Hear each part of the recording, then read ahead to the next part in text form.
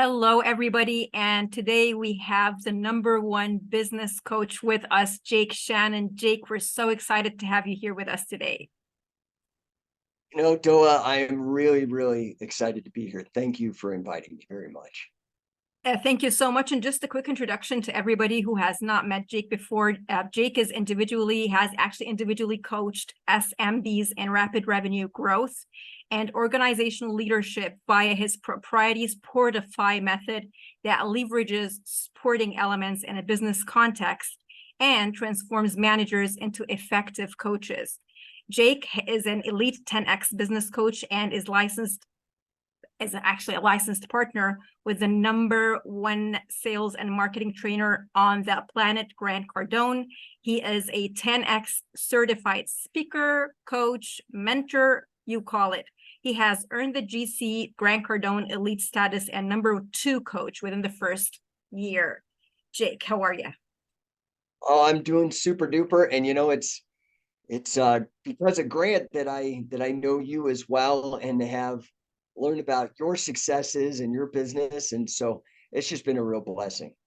Well, Jake, you've helped me so much on a personal level. I had to share you and your advice with everybody else. I know there are like tons of entrepreneurs out there waiting to hear your, thoughts and ideas about how to get started or push their business forward. So I just wanted to start with asking you this question. Is rapid growth a real thing? It is indeed real, and it's Grant, honestly, that has really, really helped me understand at a deeper level. I had been doing business coaching for maybe about 10 years prior to connecting with Grant.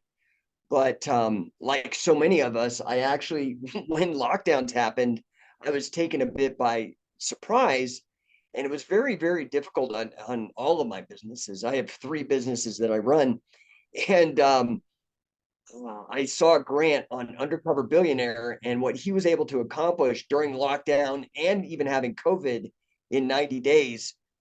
And that really was a huge, like almost spiritual awakening in a way, with regards to abundance and how quickly it can happen if you do put in, as Grant would say, the 10x amount of effort into it. So yeah, 100% rapid growth is completely possible. But I think a lot of that growth is a function of single-minded focus on 3 key elements. The first is client acquisition. You have to be completely obsessed with what I call revenue engineering, which is really this idea of figuring out the best ways to do inbound and outbound reach to your clients. So, sales and marketing combined in kind of a seamless process. So, client acquisition. 2, you've got to really leverage technology. I have a background, my wife and I run a software company. I've worked with software companies. And so I am constantly, this is something that Grant does as well, but I think he does it really on the social media side, but I think he does it completely. But, for example, like AI, I threw everything behind AI when it came out. I got 2 different certifications, um, threw everything I could to really learn this as quickly as possible. So #1, client acquisition. 2 is leveraging technology because of the ability to increase your productive output. I mean, it is really, really amazing. Especially this AI. I'm so blown away with it.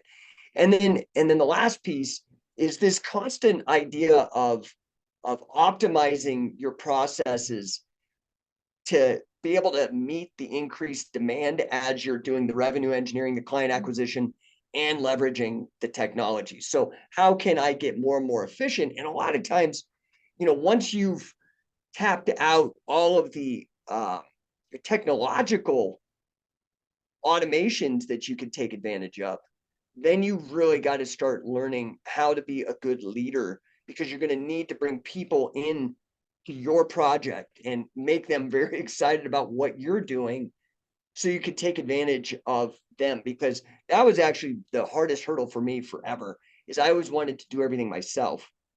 And I can you end up imagine. becoming the, yeah, right. Well, I think a lot of us entrepreneurs A are like that. A lot of lot of us us. are Yeah. type A. Anyway, long story short, you need to be able to develop a team, because you've got to replicate yourself. You can't do everything yourself. And, you hear this all the time, and it is so true.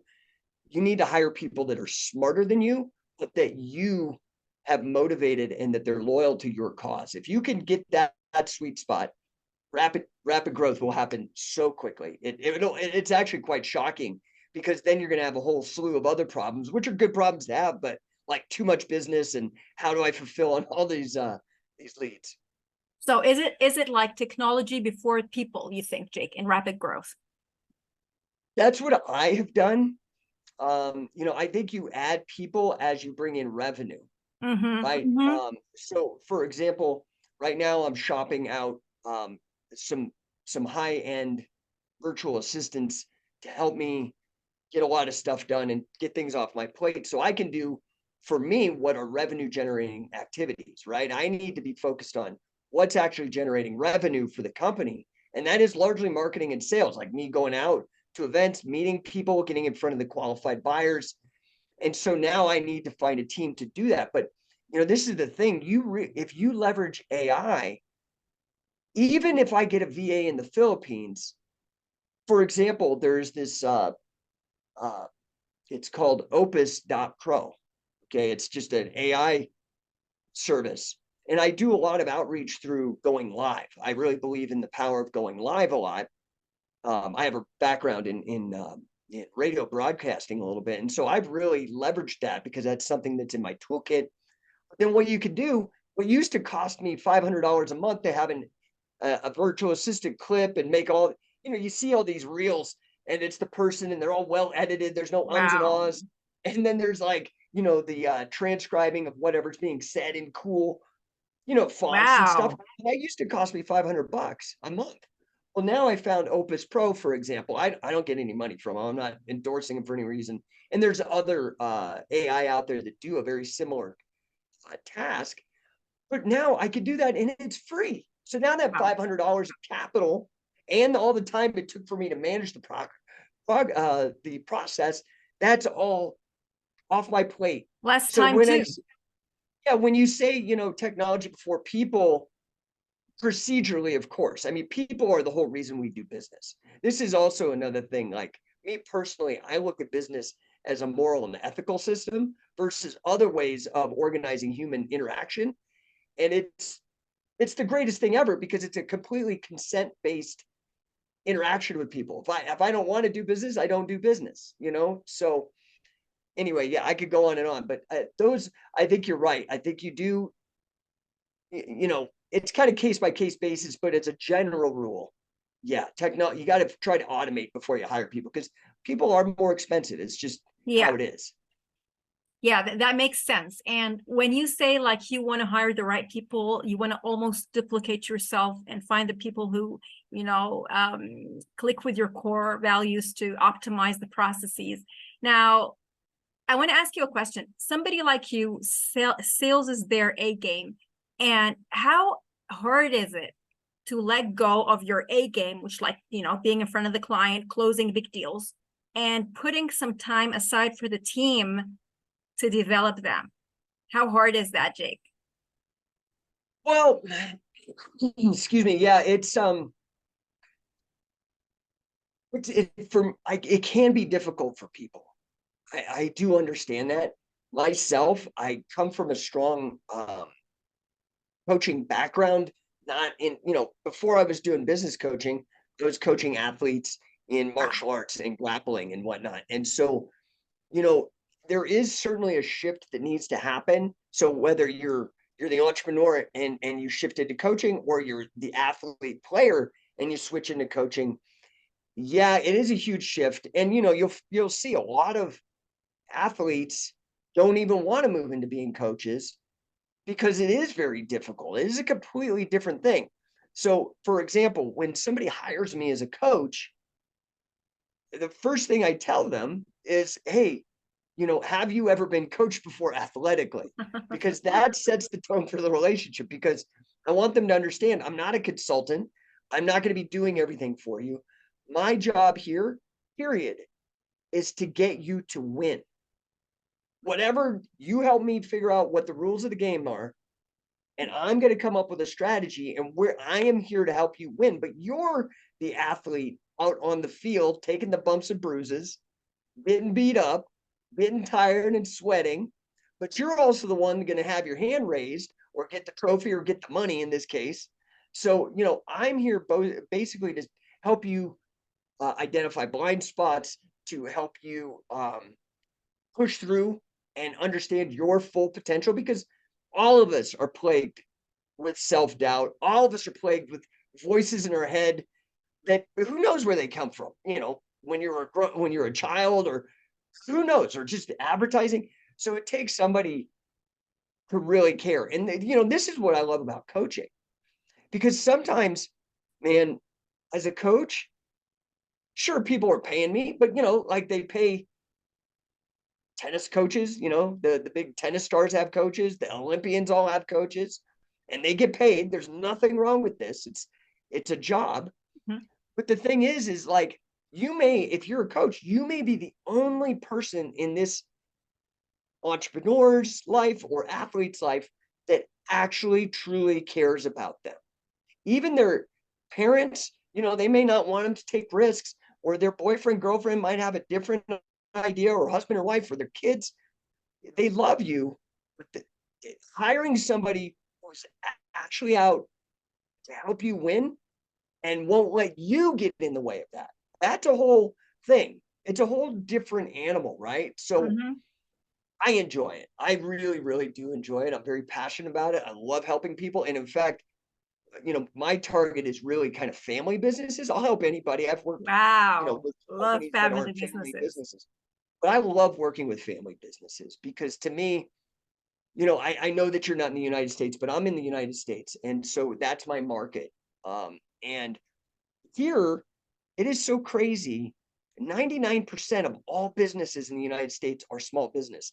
Half of the United States economy is due to small businesses. The crazy thing is that 98% of all small businesses under $100,000 or $100 million in annual revenue, 99% of all small businesses in the United States are stuck under $3 million Oh, annual ooh. revenue. 99, you said 98? Wow. 98%. And so, Oh, that I want to come in and flip. There's another famous statistics, and you have to pardon me. I love statistics because I worked as a statistician. I have a master's in financial mathematics. And so to me, I think metrics are very, very important, yeah. because they help you remove the emotion from the situation and just diagnose and fix what's going on.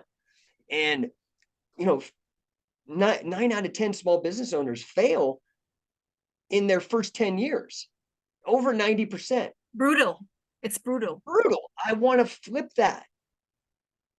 And again, I think the main reason, and I think this is what is so genius about Grant Cardone, the main reason that I find that these small businesses and these family businesses fail so overwhelmingly is because they don't focus on the rapid revenue growth, on the client acquisition, on the technology, and on acquiring a strong team. Those things, if you could get them to focus, most of these people fail because they're so focused on making the best beer or the best vacuum or the best service or product, and not developing. They don't do business development, if that makes sense. They need They're to too focus on patient. They are too patient. well, and there's that too. Yeah, urgency is absolutely important. Urgency is crucial. What happens, Jake, if, I mean, you've seen a lot of businesses grow or fail.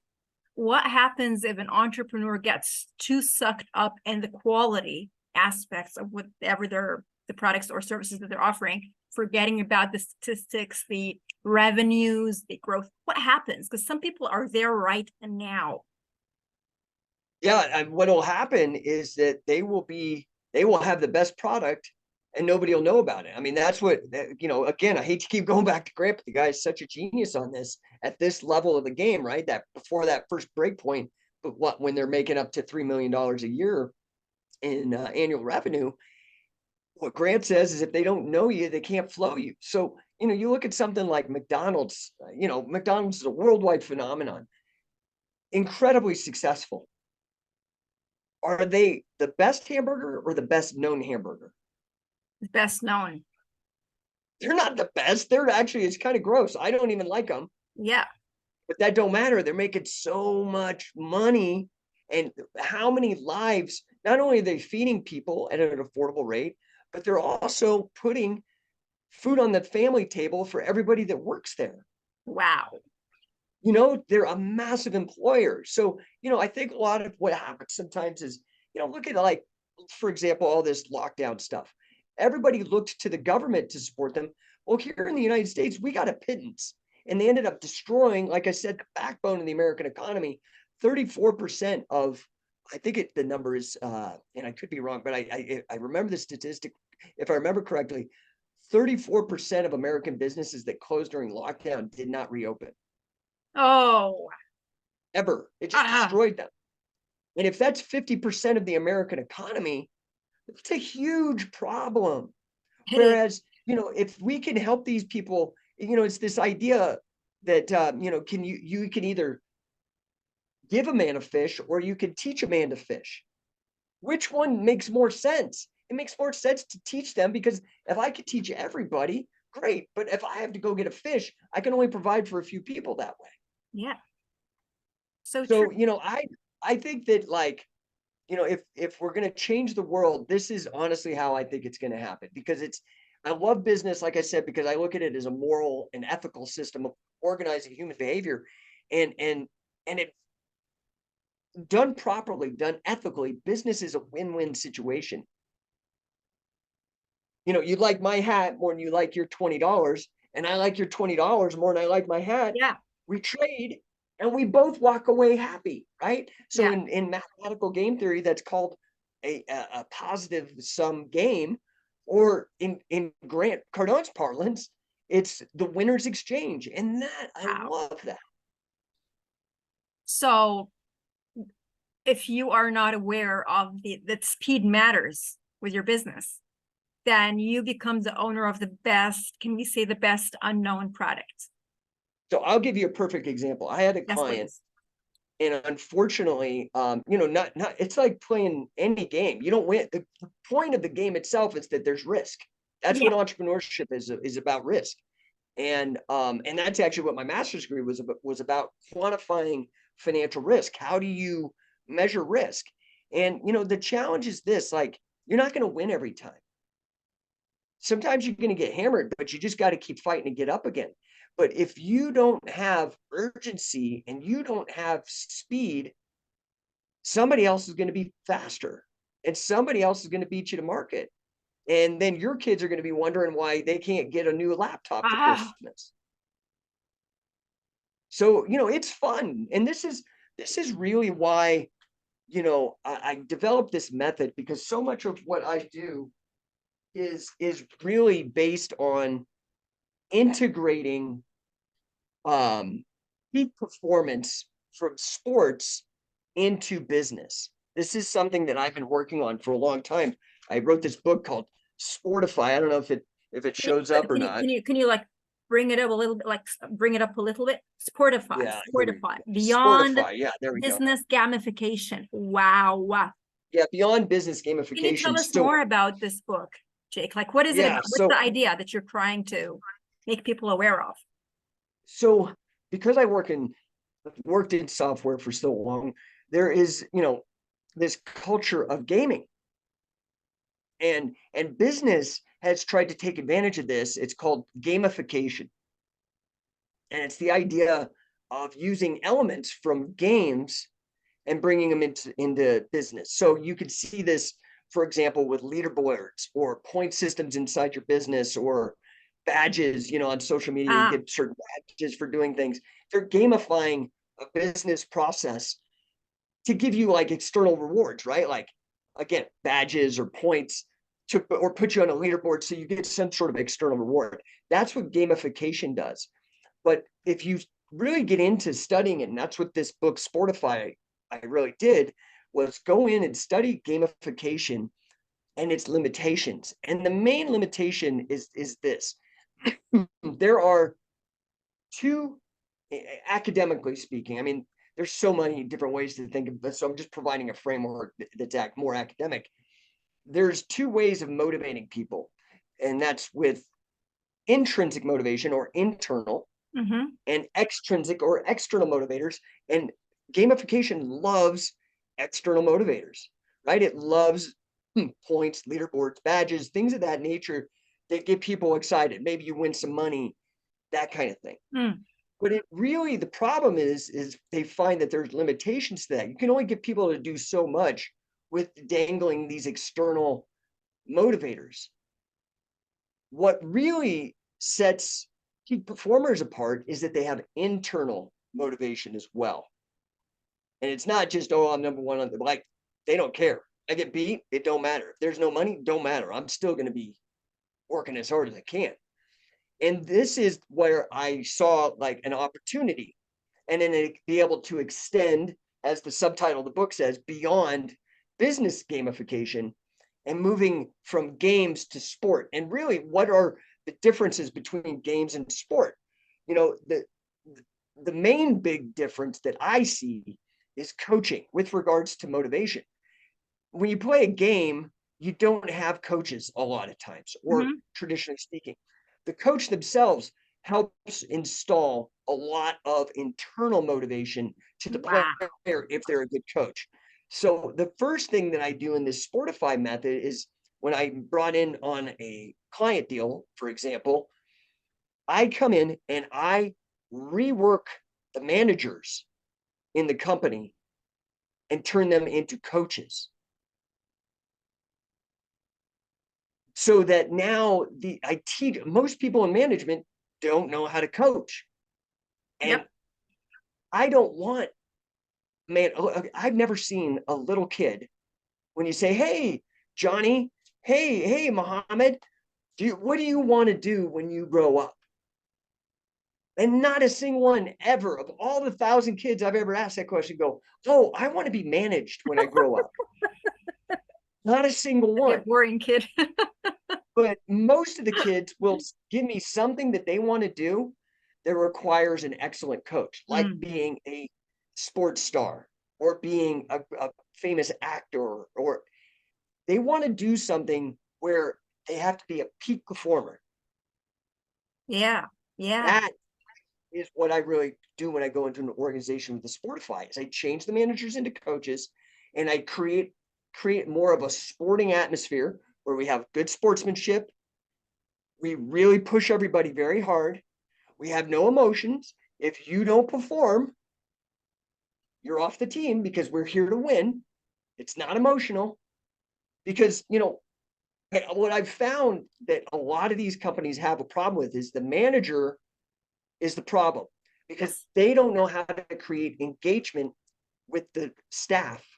They don't know how to get them engaged in their job. So a lot of people, when they have a job, they're just showing up, again, because they're extrinsically motivated only by a paycheck. And even then, they're stealing a lot of times. They're just cashing a check and not really doing all the work. Whereas if we can change these managers into coaches, the coaches kind of get really in their business like a real coach. And is like, we get metrics so we can see, you're not performing. What are you doing? If you don't do this, you're out of the team. So really, that's what the sportification method that I've developed is how do we bring sporting elements, moving beyond just the game elements? How do we bring full sport elements into business? Because one thing I've ever seen is how fanatical people can be about their sports teams. Yes. And their athletes. And I want to take that same energy and put it into this fantastic moral and ethical system that I call business. And have this, can you imagine the lives we could change and the productivity and the mouths we could feed if everybody just as enthusiastic about Wow. producing and creating as they are cheering on their favorite football team or, boxing champion or whatever. I wish if people can actually cheer for their business the same way they're cheering for 100%. this would be like crazy. This would be so exciting. That's my vision. That's my vision, is to really take this culture and move beyond just gamification into actually sports. And then, so if one team wins over another team, it's not some acrimonious thing. It's just like, oh man, you have good sportsmanship. The other person just was better. You go back, you try to learn, you watch tape, you try to improve because there's sportsmanship. The other thing that I really try to do, honestly, is bring in some level of physical activity into business as well, because I think that the brain works better Yeah, when the body's working. absolutely. Pressure, stress. So this is that is, I mean, as much as I can do it in a quick nutshell, which wasn't very quick, unfortunately. I mean, But yeah, what thanks would for it take? asking. It's not easy. I mean, I'm sure it's easier said than done. What does it take? Like, what is one of the main things that you really do, Jake, to shift somebody who has a manager mindset into a coach's mindset, which is so different sometimes? So one of the things that I do is that, we really, I don't know how to say this, because there's multiple ways to look at this in terms of perspective. Let's again use the sporting metaphor. Okay. So if I were to have, let's say we have a team sport, or it could be an individual sport, like, like international wrestling. You're an individual, but you're also on a big team. So if I have somebody and I want them to win, now in a sporting context, in particular on the revenue engineering side with marketing and salespeople, because client acquisition is going to be the most important thing you can do, those we make sure, what are the metrics that we need? How many clients do we have? What is our pipeline? All of and this is in both inbound and outbound sales and marketing strategies. Okay. I get all the numbers down. That's the first thing. Then if I was coaching an athlete, I'm a coach. I'm going to meet with every single athlete on a weekly basis and look at their statistics with them. So let's say that I have I come into a company and they've got a sales team of 10. Okay. Of 10 sales managers. And then each of those sales managers has 5 or 6 sales representatives underneath them. I'm going to come in and I'm going to say, coaches, managers, what I want you to do is I want you to meet with every single one of those people on your team. You got 5 or 6 people. Monday is one team member, Tuesday is another, whatever. Figure it out for 15 minutes. You guys need to get to know each other. There needs to be clear communication about what the expectations are and what it means to win in your job. Let's be clear here. Let's say it's a sales team and it's outbound sales. You need to be making 150 calls a day. And if we break that, and now we can break that down into how many hours are you actively calling? So how many calls do you need to be making an hour? We could break that down to minutes. How many calls do you need to be making a minute? Because once I know those statistics, then I can move to the next process and I can start looking at your number of appointment sets for, say, demos, right? Yeah. Now, once I have these numbers for dials, I can get the numbers for demos. Once I have the numbers for demos, I could see the number of contracts sent out for negotiation. Right? And then I could see how many of those negotiated contracts were closed. Yes. And then how many of those closed negotiated contracts in a year were renewed. So I have these things that I could start measuring. And I let them know. And this is straight up a brilliant quote that I just abused the heck out of from Brandon Dawson, who's also in the 10X community. And he says the only emotion that belongs in business is the emotion of celebration. I feel the same way about sports. Exactly. I think this is a great way to connect it in the Sportify method. So now I look at the numbers and you either win or you learn. And if you're not improving, I don't know what to tell you, man. I'm here to win games. I don't owe you anything. This is a consensual relationship. You're not delivering this. You just may not be a great player, and you might need to play a whole different sport, whatever it is. You may Yeah. not be right for the fit. So anyway, that's really, I don't know if that answered the question, but I get in and I really start looking at the players. I start looking at the coaching staff. I make sure that they're measuring the metrics and that they're having accountability. And then, the coach really needs to understand what motivates each person. You have to Mm, get personal a little bit in business. I don't need to get into politics or religion or these things that can be divisive, but I mm. need to know what motivates them. So one person I might have 4 kids on my team. Another person might be a young single person. They're going to have different motivators. Absolutely. So I need to know. I need to be like, I need to kind of be nosy, almost like a mom, Yeah. and that doesn't mean I'm liked sometimes. Some people don't like their mom always being up in their business and trying to find things out about them. But that's my job. My job as a coach is to figure out how to get performance out of you by any means necessary. Are you motivated by money? Are you motivated by your family? Are you motivated by impact? Are you motivated by legacy? These are the things that people have to get into. And yeah, it's very personalized. It's not It cookie cutter. You've is. got to really get engaged yourself if you want to get engagement out of your staff. Wow. Wow. That's huge. So, all right. So, like, we're so familiar every day with, I mean, through the people that we meet, and we keep listening to them, how they fear, not, meeting their goals or targets. That's so out there. That's so abundant. But then there are other people who would actually worry about succeeding if they actually follow the process to grow rapidly. And then that would be an obstacle in their head because they're worried, what if I grow too fast? What will I do then? So how easy is it for business owners to handle rapid growth, given that they actually follow the instructions and they grow quick as soon as they succeed? Yeah.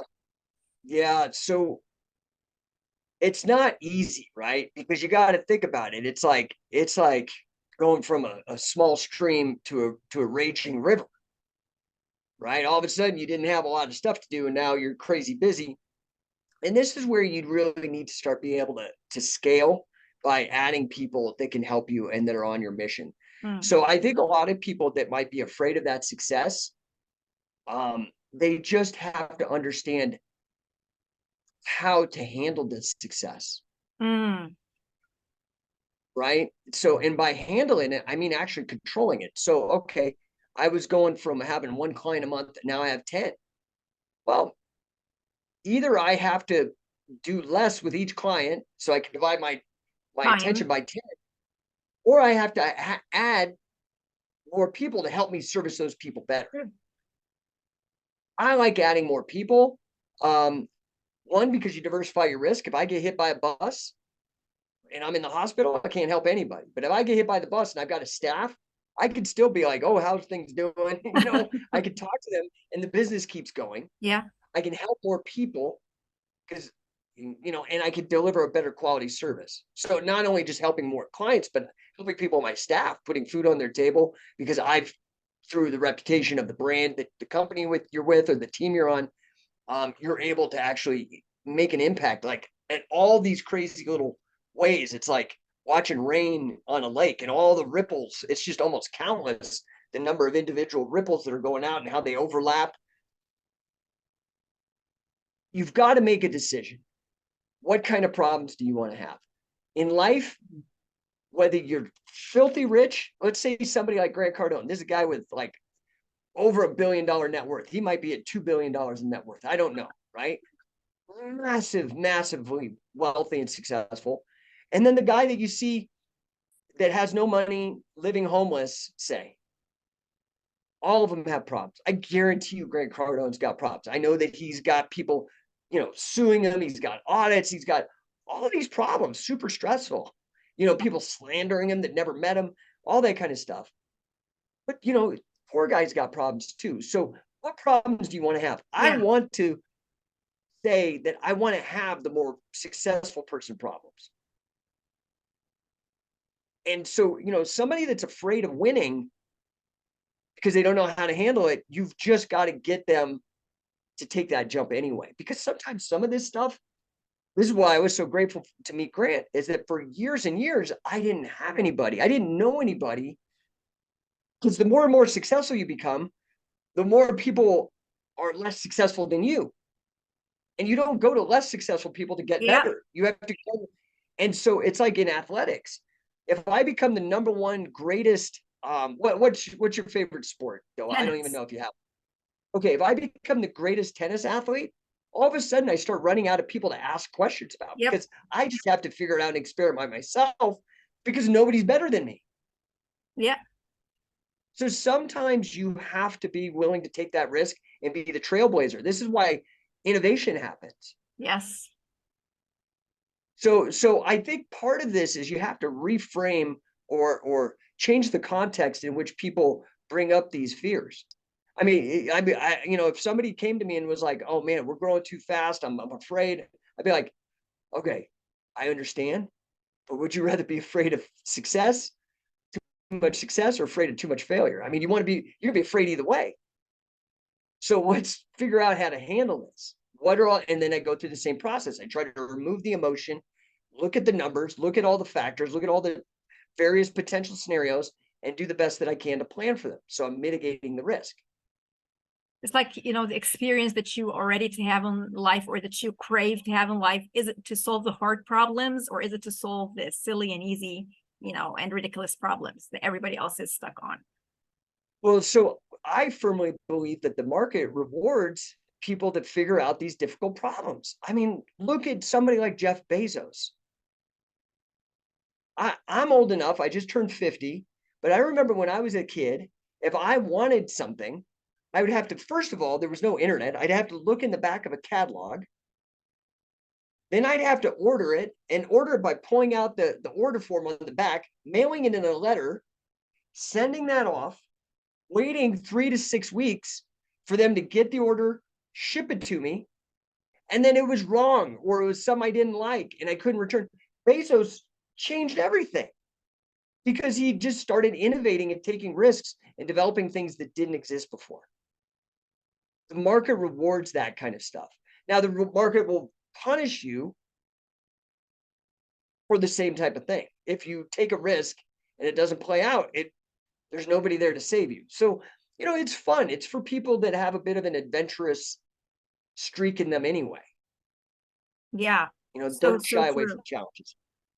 All right. So now I wanted to ask you, like, given everything that you said, switching into this or shifting into this entrepreneur, playful mindset, dealing with people and transforming them into coaches, holding them accountable, using matrices. What are like the daily rituals that these kind of people cannot miss? What do you do daily, Jake? And what do you see other people like Grant or other people are in Grant's surroundings do every day that keeps them into that right mindset, that growth mindset? So I think that one of the things I've noticed and I'm trying to emulate as I get older and try to succeed and win more is this very, very powerful notion of controlling your time. That to me, so you have to start setting, rituals or routine, or I think a better word that fits in the business context is consistency and discipline to do those things to maximize your time. So what the most, all of us, again, from the poor person to the very insanely wealthy, top wealthiest people, we all have 24 hours in a day. We all only get so many hours of life. And because of that, the more that we can get out of each moment, I mean, I heard something like Jeff Bezos makes something like $4,000 a second or something insane. Oh my goodness, insane. A lot of that is some of the things that we've talked about. He's learned how to acquire clients. He's learned how to leverage technology. And he's grown. How many people are there delivering packages for Amazon? How many fulfillment centers are there worldwide? How many Amazon reselling people are there? How many people are creating products? Like he's recruited all these people and aligned all of their interests and provided an incredible technological platform and provided the biggest marketplace where people can go and you can acquire clients. That comes from wanting to control your time, being very, very disciplined with your time. And in particular, what I am noticing is that these wealthy people focus, I've said this a few times, on revenue generating activities. So they're ruthless with their time. They put almost single-minded focus for themselves as a leader in their organization on revenue generating activities, and then trying to be able to get ahead and move the ball towards the goal constantly, despite the other forces in the universe trying to prevent you from getting that ball on the goal. So again, I really think that the sporting metaphor and the business metaphor are absolutely connected. So to me, I think the recipe, right, is that you've got to think of your business almost the same as your daily workout. If I want to be healthy, if I want to be sexy, if I want to all these things, I do need to get to the gym, and I do need to be careful about what I put into my system. Wow. And the gym, what is that? Is it fun? No, it's awful. Most people don't enjoy going to the gym until you pass a certain point where you begin to getting all the feedback that's positive. Oh, you look great, or you're able to be healthy. The doctor, you're not on pills, or you eventually start getting this positive feedback, and then you start making the connection. Oh, this disciplined, awful thing I'm doing has this wonderful feedback, but it's a delayed gratification. It's not instantaneous, like eating a donut, right? A donut's instant gratification, but it doesn't help you, right? Other than the short burst of pleasure. Yeah. So I think, the key to this is really setting your goals. And what I love about Grant, again, bringing him up, is this idea of setting massive, huge goals. I think that's a brilliant, very important thing. 2, being willing to adapt and improvise. And then 3, keeping a focus, not just on revenue generating activities, but coordinating all the people that have decided to help you in this endeavor, whether they're employees or fans or whatnot. Wow. And that is where I really, so yes, of course you want to be fit, and that's a big part of the Sportify method. But again, it's part of a broader idea of bringing these sport elements into business. So the same way you win in sports, a lot of times is very, very similar to the way you win in business. And that is showing up to practice all the time, being very engaged in what you're doing, taking feedback, being coachable, and really keeping your mind on the goal. And that goal is winning. And if it's, say, a soccer game, it could be the number of points on the board, or with business, it's the number of deals closed or the number of leads generated, or you have all these statistics. It's just a shift in the mindset, but I think a very important one. I mean, well said, Jake. Yeah, I think doing all of this consistently, because consistency is one of the things where people drop the ball. But I mean, having this athlete mindset, you cannot be an athlete without having this consistency and self-discipline kind of mindset. And that's what it exactly takes when you're an entrepreneur, right? 100%. And, look, not all, but there is in sports, okay, separate, but let's now talk about a difference between sports and business. So in sports, there is sometimes like a genetic or just a natural talent element that comes in that just 2 people, one person is going to be better at it naturally. Yeah. Somebody who is 7 foot tall is going to be better at basketball than somebody who's 5 foot tall. Probably, yeah. I mean, right? Like we could just, it's just, if we see the game play out, we could see it happen a million times. Mhm. But the thing is with business, all those physical things are taken out. That's the beauty of it. It is. But can we keep the same mindset? Can we keep the same Mhm. kind of almost like co-opetition, not competition, and it's not cooperation. It's this mixture that sporting provides that, yeah, I'm going to play you like you know, you and I are going to go against each other in a game of tennis. But we both agreed, like, okay, we're going here and somebody's got to win, somebody's got to lose, you know? And we're The going to thing enjoy that's, this. but we're still going to be better for having done it than Yeah, rather not having done it. absolutely. And part of that relies on the culture. Like we got to be good sportsmen. So be gracious in winning and be gracious in losing, like all of these things. But again, the difference a lot of times between business and sport, one, we could remove that physical element. So everybody is on more of a even playing field. Now, where sometimes the difference is the networking. So if Yes. I was born into a wealthy family, I might have a better network Start of point. people.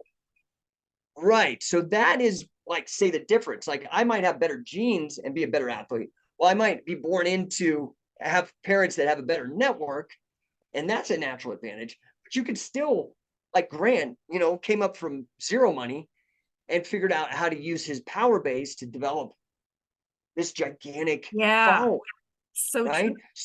So I think the physical aspect is one difference, say, between sport and business. But there are other similarities that are like the genetic advantage in sports is almost like the networked family, you Yeah. know, it passes down. But then the other thing is like I said, a lot of times, sure, I may be in competition with somebody who provides a similar service to me. So one of my three businesses, I have this business where I do business coaching and work with Grant. The other one is my wife and I have a software company that helps attractions like amusement parks and water parks do ticketing and point of sale. And then the other Wow. one I have is in sports, where I train wrestlers for MMA and mixed martial arts athletes in wrestling, because wrestling is the #1 predictor of champions in the UFC here in the United States. Wow. So what what I what I have to have you understand is that, so another difference is that a lot of times in sports, it is a pure zero-sum game, meaning there's a winner and a loser, like I just alluded to. You're still both better for having played the game, you know, and like even in, let's say, boxing, one guy wins and one guy loses. Well, the guy who lost still made a lot of money, Yeah. more money, And fame. you know what I mean, than the guys that were further down the chain. But business, unless I'm like Pepsi and Coke, yeah, they're trying to win. Who has most market share? Who's profitable? Who brings in the most revenues? Whatever. But the thing is that business also is a positive sum game, like I mentioned in the example of the $20 in my hat. Mm. Sports doesn't have that same win-win element in the same way that business does. If I have an offer and my offer is just awesome, meaning I provide so much value at a price that you can't believe. So, you know, for me, consulting with me, typically on my base level package, which is mostly doing the Sportify method with the C-suite level executives and transforming their management team, plus adding in the 10x business coaching on the revenue and sales side. That typical package would be $25,000 a year. Okay. So Now, good. It's well, value. it depends on who you tell that to. If Yeah. I say, yeah, you want me to be a coach for your team, it's gonna be $25,000 a year. And some people are like, oh my God, what? What? Oh, They can't believe it. you don't get the value. But if it's the right person, and I lay out that you're gonna get this, you get this, all this stuff, and they're like, whoa, and that's only $25,000. So, I mean, here in the United States, and in particular where I'm at, I'm in Denver, Colorado. Right now, we have a sports team that last year, I think, only won like one game. They were awful. And they brought in the right coach. And this Mhm. coach is making over a college team. This isn't professional sports, this is college. But this college here, University of Colorado Boulder, where I went to school, they paid this coach named Deion Sanders $5 million a year on over $5 million on a 5-year contract. He's making $30 million over 5 years. All of a sudden, I'm like, well, that coach is making $5 million a year, and I'm just asking you to pay me $25,000, and I'm here to make sure your team wins with regards to money. So part of it is, I think, having people really understand context and, the importance of what you're actually offering, like having clarity yourself on what you're doing. Yeah, absolutely. Jake, at this point, I'd love to know, I mean, although you did touch upon this before in this conversation, what is your big dream for the world? What is the intrinsic thing that moves you when you wake up every morning? What is it that you want to change about the world, that you feel that you're here to change about the world? I think my ultimate impact in the world, when I've done a lot of this work recently, so I'm really glad. Thank you for asking that question. It's a really great question. I've done a lot of work in the last year on my own personal brand and what my own mission and vision and values are, and what my brand house, what I want people to feel. And for me, it really is about professional development. My biggest impact is I want people to start winning and realize that a lot of their limitations are self-imposed.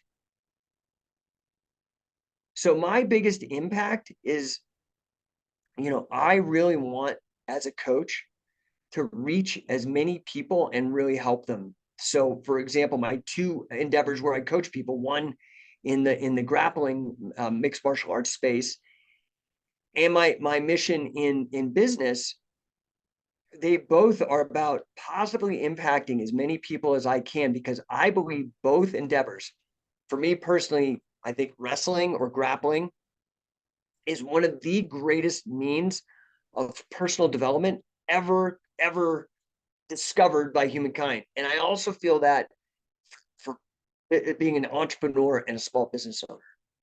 And a lot of the challenges are similar. You've got to really develop resilience. You've got to really develop a creativity and an innovative mindset that allows you to adapt to a highly competitive, changing landscape. So you get tougher through the resilience. You become really clever and sharp and aware through that kind of being in the mix and really living by your wits. You're not relying on a paycheck from anybody. You have to make it happen. If you don't, it's on you. Nobody's here to rescue you. So resilience, independence, creativity, and really helping as many people as possible. So the reason I mentioned that I've got a soft spot for family business, my wife and I have a family business with the software company. And I realize how many family businesses are out there and how many of them are struggling.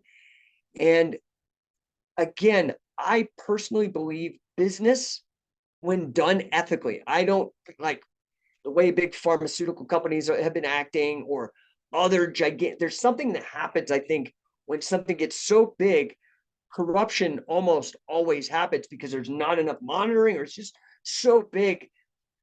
Bad actors can get away with things because it's so massive.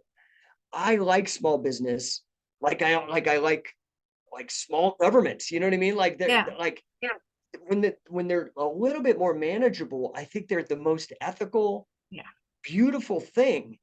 And I would really love for other people to be able to catch that vision and care, so we see less acrimony, less divisiveness, less negativity on the planet, and more of this win-win, more of this positive sum game where people are actively engaged and passionate about what they do, and make the world a better place. So really, I mean, that's kind of my big vision, is at the granular level, at the individual level, to impact people, to make the world a better place, better than when they found it.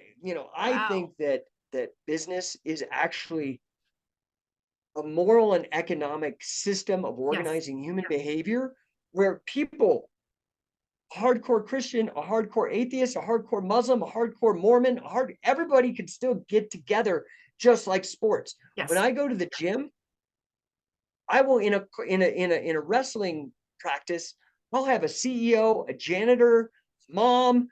It's just all these different people mixing and being better together, and none of that stuff matters. Everybody still keeps their personal passions and beliefs to themselves, but they come together to increase abundance and wealth and living Mindset. standards for everybody.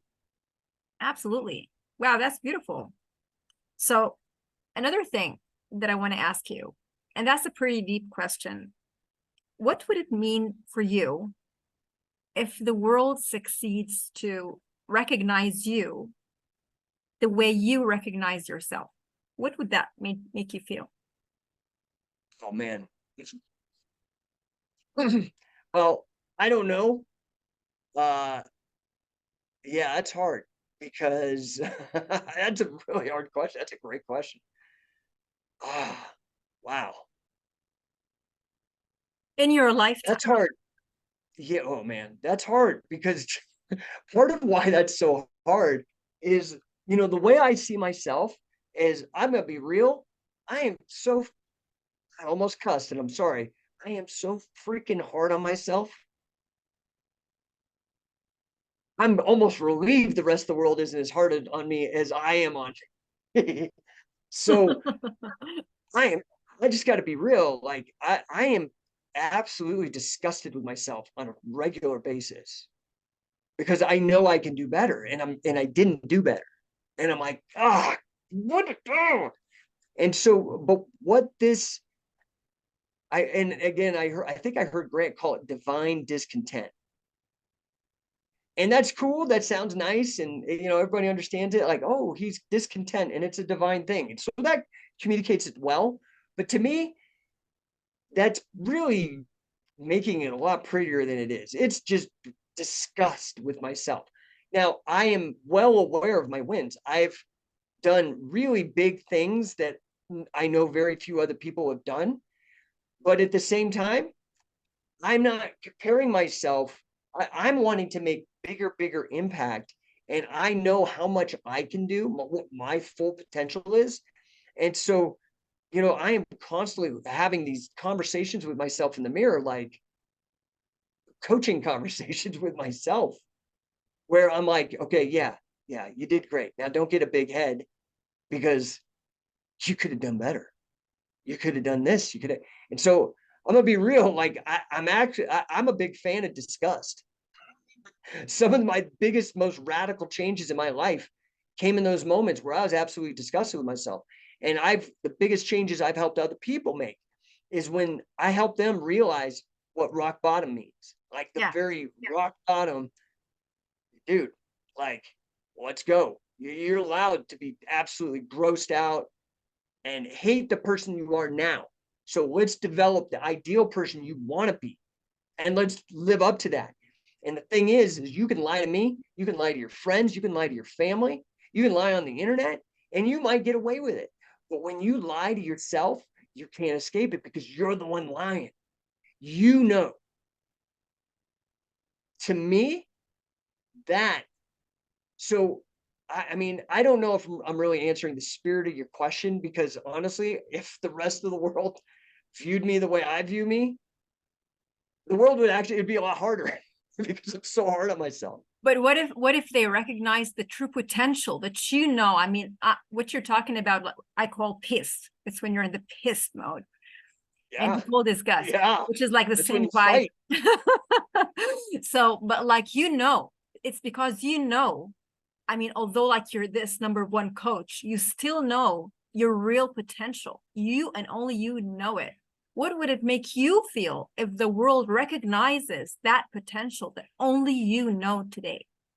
Yeah, that would be fantastic. Honestly, I think that, so maybe a little bit more in the spirit of what your question was and not my weird interpretation of it.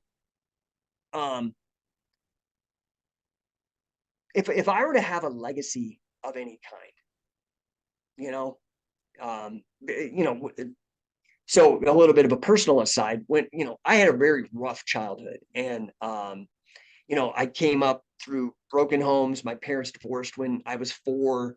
And then I moved around. I had some alcoholic step parents that were abusive.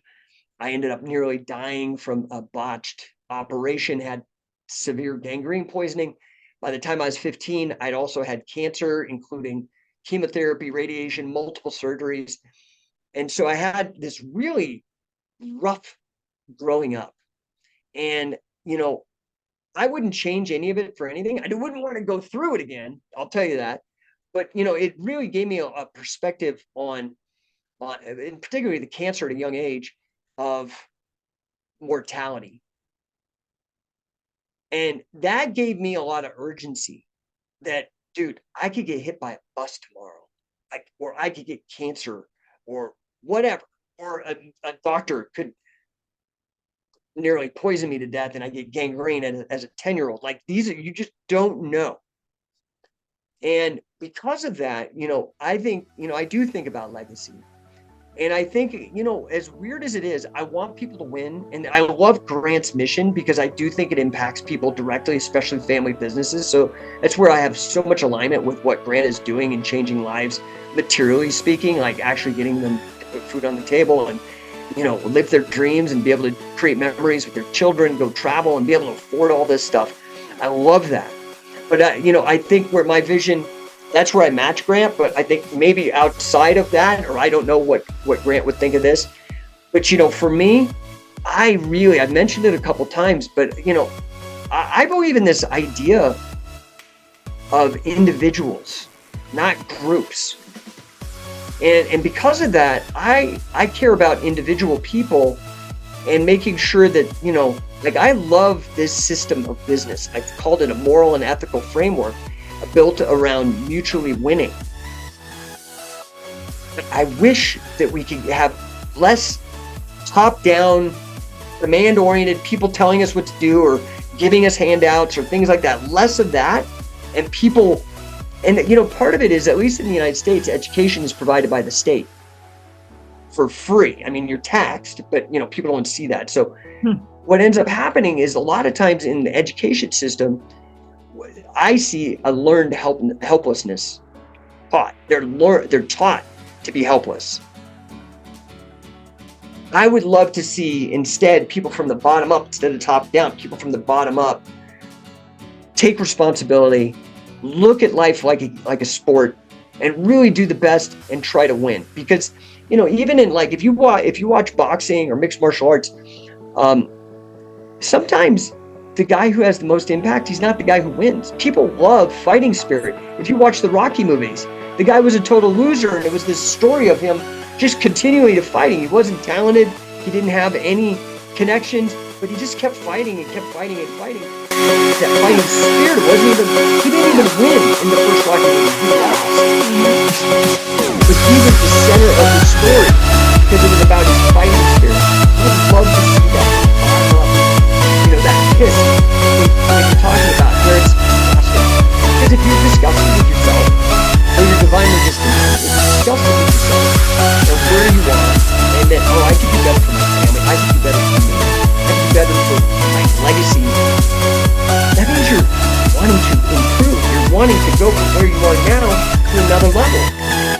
I would love to be able to, so I don't want to, this is my legacy, I don't want my legacy to be people be disgusted with themselves. I would like my legacy, for people to understand that business is probably the best, most ethical way for people to increase and improve life on planet Earth.